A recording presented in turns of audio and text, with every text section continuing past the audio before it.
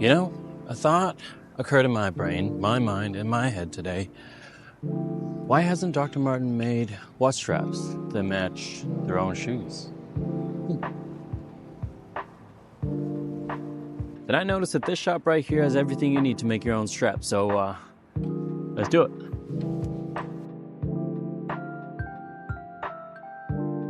The iconic black leather and yellow stitching has been a staple in modern fashion, from regular Joes to concerts and shows, from the punk and rock culture, even to modern celebrities. If you like Dr. Martens, leave us a comment and let us know what brand you'd like us to feature next. Now enough about shoes, let's get some materials and tools for our watch strap. For this project we need a number 2 beveler, English point punch or whatever shape you like, a sharp knife, wing divider, a rotary punch or if you have it some specialized punches, a 4mm diamond stitching chisel set, a cutting mat, a French edger, a punch block, glass burnisher, leather cement, 0.6mm wax thread and harness needle, an awl, and some optional tools like the roller, a stitching pony, a Dremel, and of course we can't forget our leather.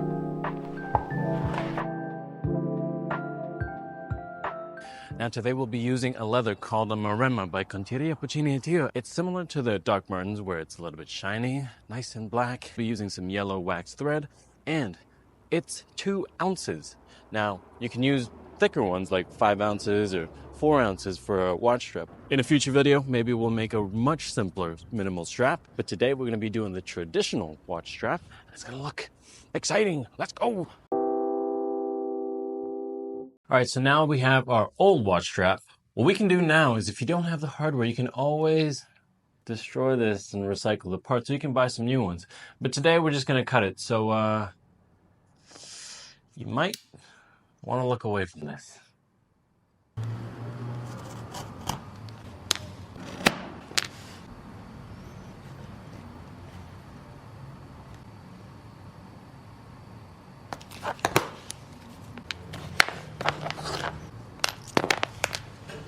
Even though that was painful, we're able to collect the materials that we need for our watch. We can also use these for our measurements. But if you are wondering what these measurements are, I'll have them listed up here.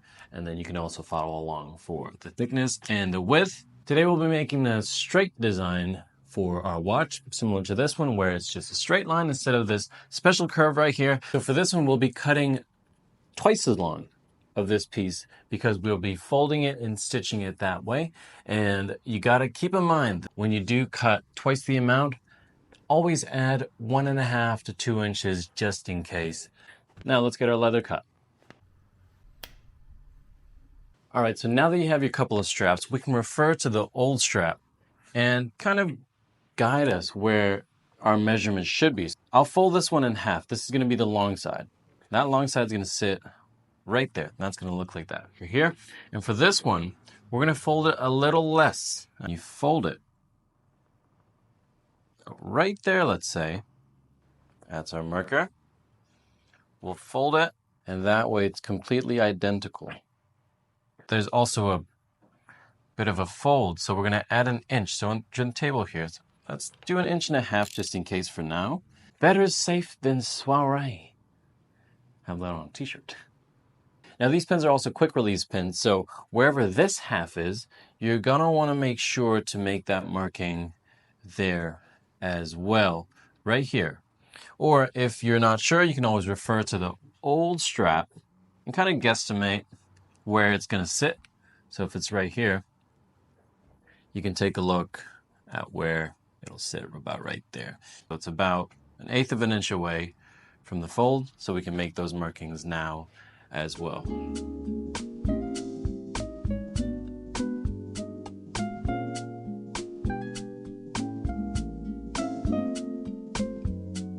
Now for this one, I had a little oval punch that I used for this.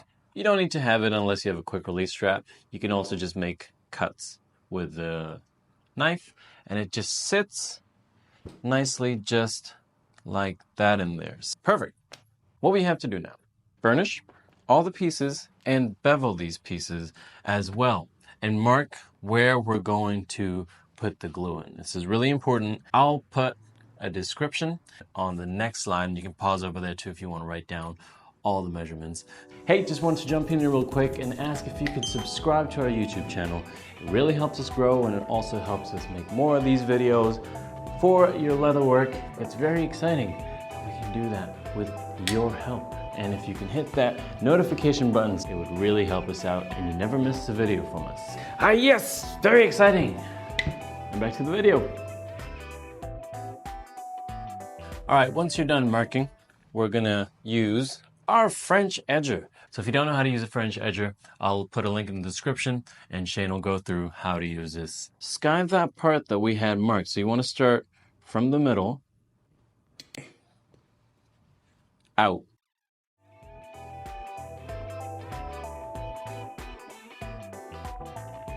This part right here where it's gonna fold, we also need to do it right there.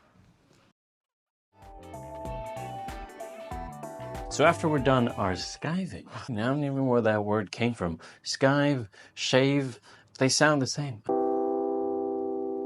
When we're applying, add about enough so that it doesn't get gloopy and not too little. You want to apply to the edges as well. Really important that you apply all the way to the edges. See how it's not too gloopy right there? Now it's recommended that we open the window for this because sometimes the smell of leather cement can get a little too exciting. One moment you're gluing a nice watch strap, the next moment you're making a Willy Wonka watch strap. Let's not do that. Let's open a window and maybe refrain huffing it. Hey, whatever you want to do is up to you, but it's just a recommendation. Cover our bases so we don't get in trouble. All right. We're just gonna let that sit for about 5 minutes. The longer you let it sit and the more tacky it gets, the stronger the bond.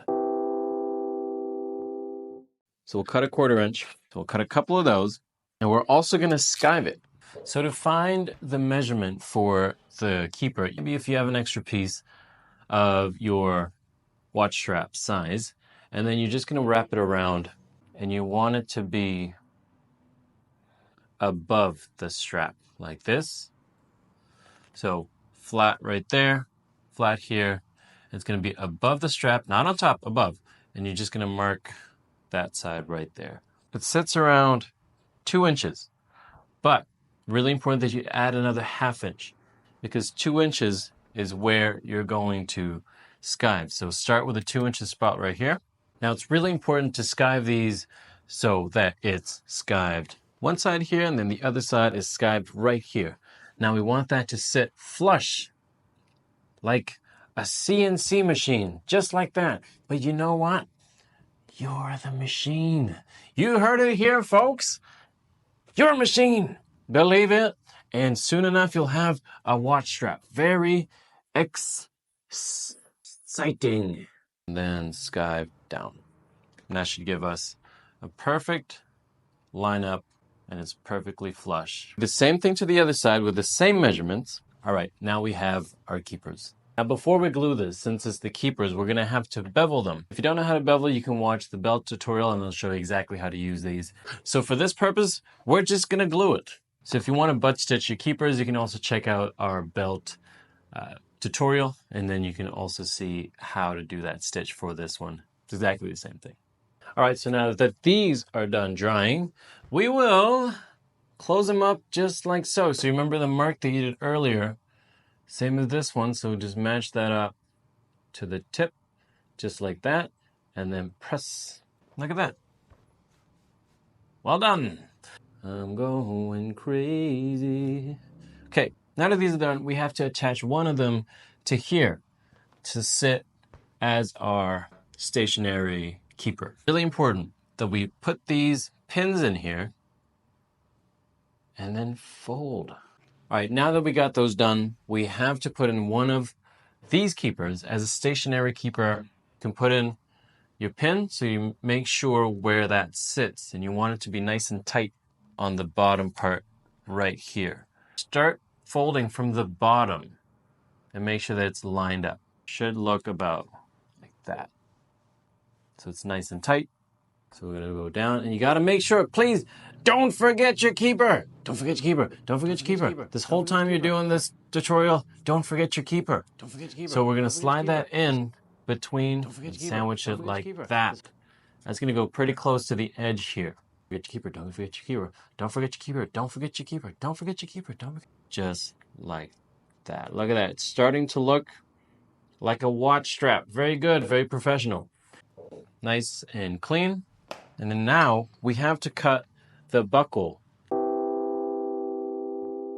Measure out where that oval punch is going to go.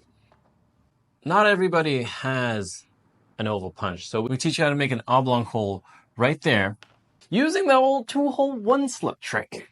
Wait, we'll need a tiny hole punch, and then we're basically going to mark where the middle of this thing is. Will be right here. Mark about right here. So one hole goes here, and the other one goes over here. Now, really important for this part that when we're cutting it, is that we're cutting it away from the leather and as close as we can, as far away as we can from the leather. We're going to cut it slightly first and very, very carefully. We don't want to pierce through the other side or cut through the other side here. And then other side. All right, and it should look about like that. All right, so now it should look just like that.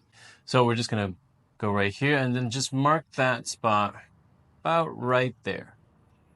And then we're going to cut it. And then we're going to apply glue. But before we apply glue, it's really important that we scratch the shiny part of the leather because the grain doesn't really have enough roughness for the leather cement to stick. So we're going to rough that up.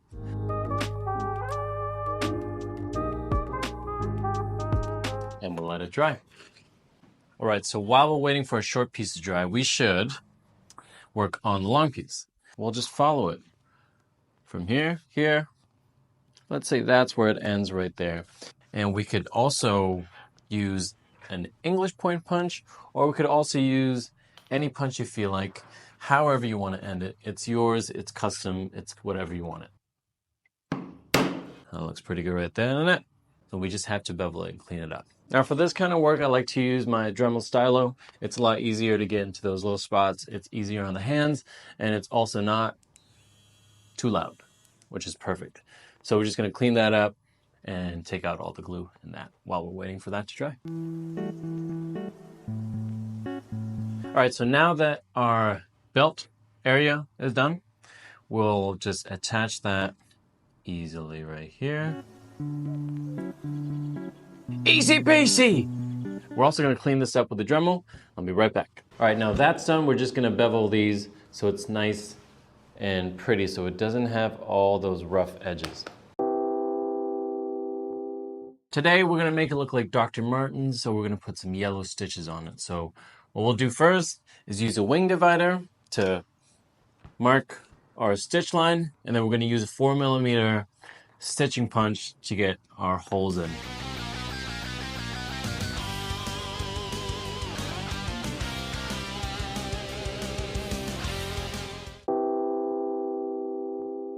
All right, so now the holes are done and they look fantastic. And now all we need to do is stitch them. Now, if you don't know how to do the saddle stitch, I'll put a link in the description with the tutorial on exactly how to do it. And you'll be a professional in no time. But you know what? Since it's sunny, why don't we stitch outside?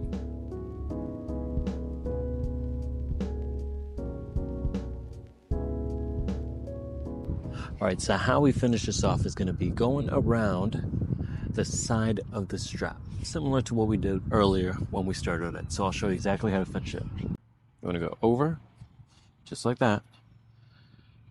Tighten it up. Same thing on the other side. And you're basically backstitching at this point. You're only going to backstitch twice. So you want it to be nice and tight, but not too much that it crinkles. So you're going to go out here and back into here, but you want to finish on the inside to make it look clean. All right, we're going to go this way. We're going to cut it. All right, so now all we have to do is put the holes in, and we have our handy dandy guide here If you haven't thrown it away because of some secret resentment you have from it, I don't blame you. But if you still have it, we'll use that as our guide. Here's my measurement, and that's going to be my preferred hole. In a regular setting, if you have a strap that looks like this, you could use this smallest punch that we used earlier, which is 1/16 of an inch, and those made the holes perfect to fit the watch strap that I have currently. Now, since we took this off of one that has a rectangular hole and a rectangular post, we're going to use what we used earlier. If you don't have it, that's fine too. You could probably find a bigger hole punch that could fit that. Might look a little funky, but it might be worth investing in some square or rectangle watch strap holes if that's what you're planning on doing in the future. To keep it consistent, my trick is to use this handy dandy wing divider to get the measurements. Now for this one, it's looking like it's about 1/4 inch of spacing per. So we're going to crawl from here and then out one more the other way as well. Right there. And there you have it. Now let's see the final product. Here we go. Fade out now.